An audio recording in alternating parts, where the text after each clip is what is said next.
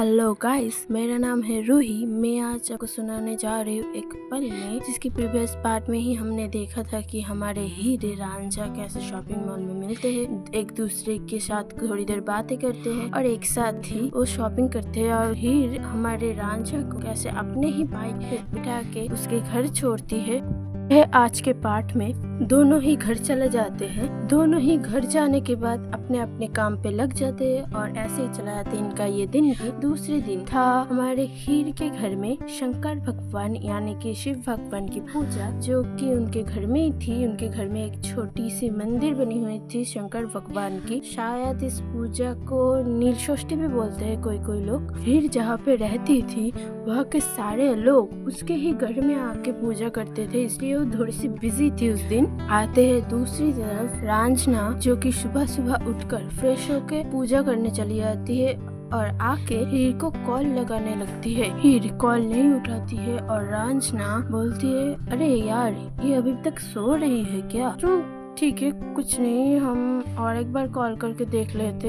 वो फिर से कॉल लगाने लगती है, पर इस बार भी ही कॉल नहीं उठाती। तो रांझना अपने ही सर पे हल्की सी मारते हुए बोली, अरे वो तो कल पूजा की शॉपिंग कर रही थी ना, हो सकता है उसके घर में आज पूजा हो, शायद वो इसलिए कॉल नहीं उठा रही है। दूसरी तरफ हमारे घर में आती है त्रिशा, जो कि आते ही हीर से पूछने लगती है कि अरे हीर, तेरे उससे बात हुई उस लड़की से? हीर, कौन सी लड़की? त्रिशा, अरे कैफे में जो मिली थी, नई दोस्त बनी मेरी। तेरी भी तो दोस्त बनी ना? कौन सी दोस्त? वो मेरी दोस्त नहीं है। अच्छा ठीक है, ये सब छोड़, तेरी उससे बात हुई? हीर, नहीं, मैं उससे क्यों बात करूं, और उसके बारे में मुझसे कभी बात भी मत करो। कितनी चिपकू किस्म की लड़की है यार, कल मॉल में मिल गई और मुझसे चिपक ही गई। पूरी शॉपिंग में उसने मेरा दिमाग का दही करके रख दिया। उसे घर भी छोड़ने जाना पड़ा मुझे। ये बोलते हुए हीर थोड़ी सी हाइपर हो गई थी। त्रिशा उसे संभालते हुए बोली, अरे हाइपर क्यों हो रही है, थोड़ा सा शांत हो जाना।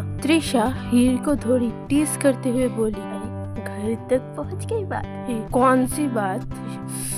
तुझसे ना कुछ नहीं होगा, तू ढक्कन की ढक्कन ही रहेगी। छोड़ इस बात को। तूने बताया उसे? क्या बताऊं मैं उसे? तूने पूजा में आने के लिए बोला उसे? नहीं, मैं क्यों बोलूं उसे पूजा में आने के लिए? अरे वो नहीं है ना हमारे शहर में, और वो थोड़ा सा घूमना भी हो जाएगा उसका, और वो यहाँ की पूजा भी देख लेगी। क्यों बुलाना है उसे? वो कहीं और पर भी तो घूमने जा सकती है ना। अरे मेरी माँ, वो तो हमारी दोस्त है ना, हमने उसे अपना दोस्त बनाया है, उसने हमें अपना दोस्त माना है, तो हमारा फर्ज बनता है ना उसके कई नई जगह घुमाने का। हीर कुछ बोले उससे पहले ही त्रिशा बोलती, तुझे मेरी कसम, तू इस बारे में कुछ और नहीं बोलेगी। चुपचाप अपना मोबाइल दे मुझे, जल्दी दे। ये सुनकर हीर चुप हो जाती है। तभी हीर की माँ उसे बुलाती है, अरे बेटा, ये चीज ले आओ जरा दुकान से। हीर वैसे कुछ नहीं बोलकर फोन पकड़ा कर त्रिशा को चली जाती है दुकान पे सामान लेने। त्रिशा हीर से उसका फोन लेती है और कॉल करती है रांझना को। तभी उस दूसरी तरफ रांझना हीर का कॉल देखते ही कॉल उठाती है और पूछती है, हेलो। तभी यहाँ से त्रिशा बोलती है, हेलो रांझना। कौन? हीर? त्रिशा, नहीं, मैं त्रिशा बोल रही हूँ, हीर की दोस्त रांझना। ओ ओके त्रिशा, तुम कहाँ पे हो?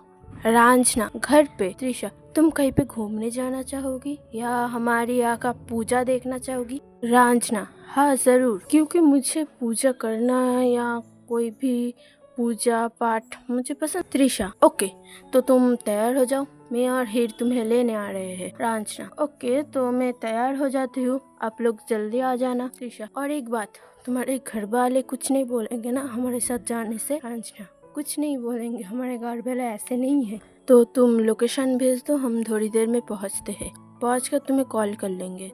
आज का पार्ट बस यही तक, और आगे जानते हैं हम लोग कि इनकी स्टोरी में और क्या क्या होता है। आपको मेरी स्टोरी पसंद आई तो आप like, share, comment and subscribe कर सकते हैं, कर देना प्लीज।